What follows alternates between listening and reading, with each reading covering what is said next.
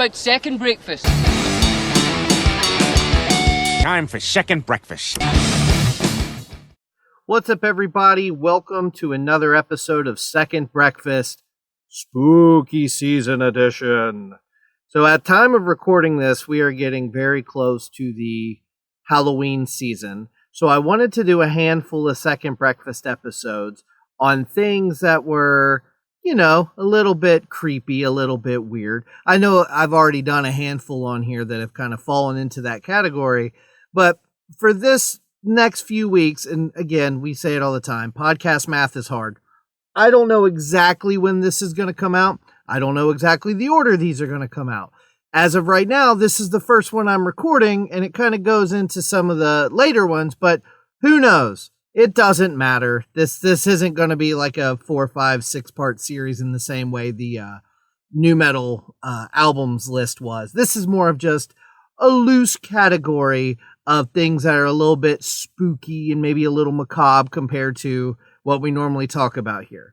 But it's still going to be predominantly music-based, so it fits the format, and I thought it would be fun. So, to kick things off, I wanted to tell the story about a young blues musician from way, way back in the day, a man by the name of Robert Johnson. Now, if you are a bit of a music scholar, you probably know who this man is. If you like weird, creepy stories about musicians, you probably know who this guy is. I'm not going to try to be the end-all be-all here and tell you this man's entire life story, but there is something very creepy about this guy, and it's a very cool story that you've probably heard in some way, shape, or form, but maybe you didn't know it was this guy in particular. Whatever the case may be, Robert Johnson's story is very interesting, and it's a lot of fun for spooky season. So if you don't know, Robert Johnson was an American blues musician and songwriter. He's kind of considered one of the greatest blues musicians of all time. But what's interesting about that is he did not record a lot. And he's only got a very short window of actually performing and writing music. But his influence has been felt for generations and generations. And a lot of the bands that we talk about on the show, they're influenced by bands that were influenced by Robert Johnson. So he was known as possibly the greatest Delta blues style player of all time, and is considered one of the most influential musicians of the 20th century. And the Rock and Roll Hall of Fame even described him as perhaps the first ever rock star. Now, why am I talking about him now for spooky season? If you know who he is and you know where this story is going, you already know why. But in case you don't, there's a very interesting part of his life. The part where he may or may not have made a deal with the devil to become a great blues musician. So, let's get into it. I'm going to tell you a little bit about Robert Johnson's life, what kind of got him to the crossroads where he made this deal with the devil. And again, this isn't supposed to be the definitive biography of Mr. Robert Johnson. There are films, there are documentaries. I think there's tons of cool YouTube videos. I think there's like a 45, 50-minute documentary on Netflix. I did not get a chance to watch it, but just a couple of clicks online and you'll find all kinds of cool stuff about this guy if you want to go deeper. So, Johnson was born May 8th, 1911 in Hazelhurst, Mississippi. His parents were forced out of their home in Mississippi due to racial stuff and ended up living in Memphis, Tennessee. Johnson spent the next 8 or 9 years in Memphis going to school, and this is when he started to kind of get a love for music. Johnson and his mother moved around a bit. His parents did separate, and they ended up moving back across the Mississippi River to Commerce in the Mississippi Delta near Tunica and Robinsonville. So shortly thereafter, Johnson married his first wife, This would have been in February of 1929. I believe she was only 14, and she died shortly after they got married while giving birth to their child.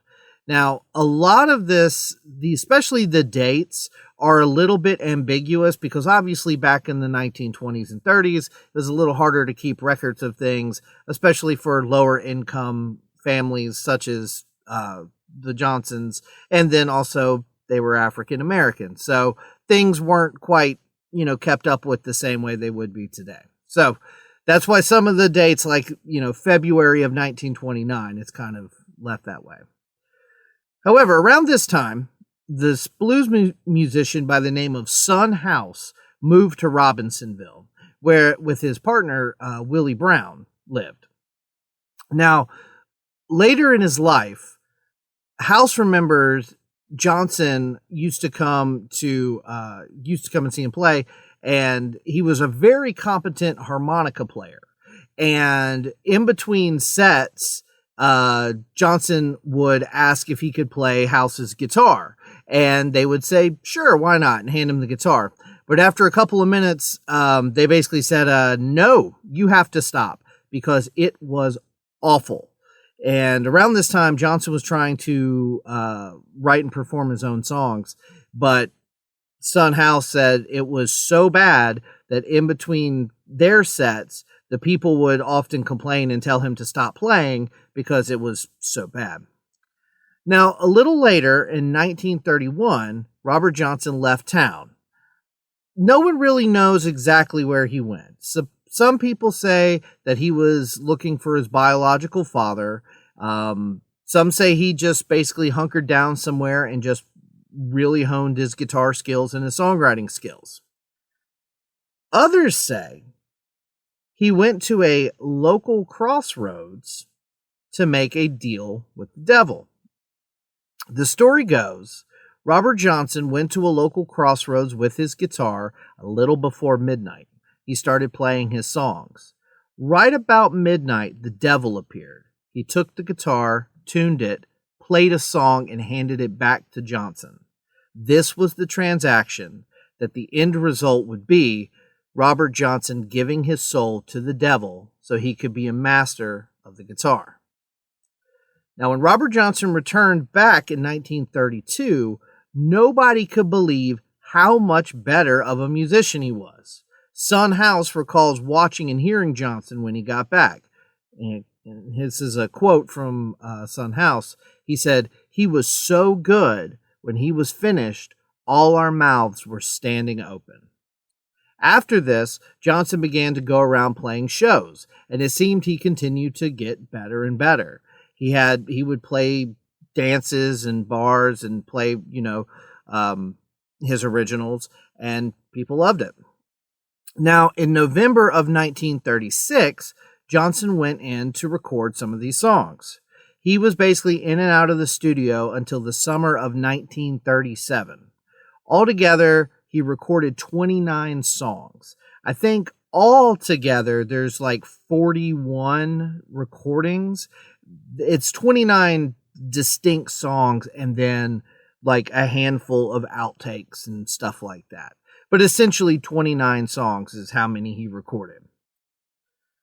And that's all he recorded because about a year later, Johnson died. He died in 1938. Now, nobody knows exactly how he died. One theory is that he died of untreated syphilis that he may have gotten passed down from one of his parents. That was not that uncommon back in the day. There's also, given, the selling his soul to the devil, perhaps more fittingly, there is a story that he was possibly murdered. The story goes that he was playing a gig at this dance, and there was this woman who kept coming to see him play, and she was married. So one night, her husband was there and bought Johnson a drink and supposedly tried to poison him. Is that true? Who knows? There's even one, and this to me seems kind of wild, kind of far-fetched, but supposedly at some point, a blues historian went back and interviewed a whole bunch of people from this area around this time, and supposedly knows that Johnson was indeed murdered and does know who the murderer is, but for some reason will not disclose any of that information. So do with that what you will. Now, Johnson remained relatively unknown until the early 60s, specifically 1961, when Columbia Records released the album King of the Delta Blues Singers. This was a compilation of all of his songs, all 29 songs. This is considered one of the greatest albums of all time. It's been, several artists have mentioned Johnson as an influence on their own music, including the Rolling Stones, Fleetwood Mac, Bob Dylan, Eric Clapton, and the list goes on and on and on. I forgot to mention a lot of these song titles also help to further the mystery about the deal with the devil and perhaps being murdered. I don't remember a ton of them off the top of my head, but a lot of them have the words like devil and death, and if I had control over Judgment Day or something like that. So his lyrics were also of kind of a darker nature, which kind of lends itself to this story. His song Crossroad Blues is in the Grammy Hall of Fame. He actually won a Grammy in 1990 for Best Historical Album, and he was inducted into the Rock and Roll Hall of Fame in 1986. Now, I mentioned already that he died in 1938. Now, I told you earlier he was born in 1911, which means he died at the age of 27. Now, if that sounds interesting to you, then you definitely want to stick around for some later episodes of Second Breakfast Spooky Season Edition, because on a future episode, we will go into why that number 27 is so interesting and do an episode on the 27 Club. And if you don't know what that is, well, I'm happy to tell you all about it. So if you enjoyed listening to this, let me know. If you are familiar with Robert Johnson, if you like his music, obviously on Breakdowns for Breakfast, we don't do a ton of blues music, but we talk about, blues riffs and blues influence on a lot of the artists that we do cover. So, like I said, there's no doubt that, hey, maybe Bad Omens was not directly influenced by Robert Johnson, but I bet some of Bad Omens' influences were influenced by Robert Johnson. So anyway, I hope you like that. I hope it's getting you in the mood for spooky season. I know it's starting to get, here in North Carolina, the leaves are starting to change. The breeze is starting to get a little heavier. I love it. It's my favorite time of the year. So I hope you enjoyed this episode about Robert Johnson. Be sure to email us, breakdownsbreakfast@gmail.com. Hit us up on Facebook, Instagram, all the new normal places. And come back. We'll have some more spooky stories for you. Have a great day.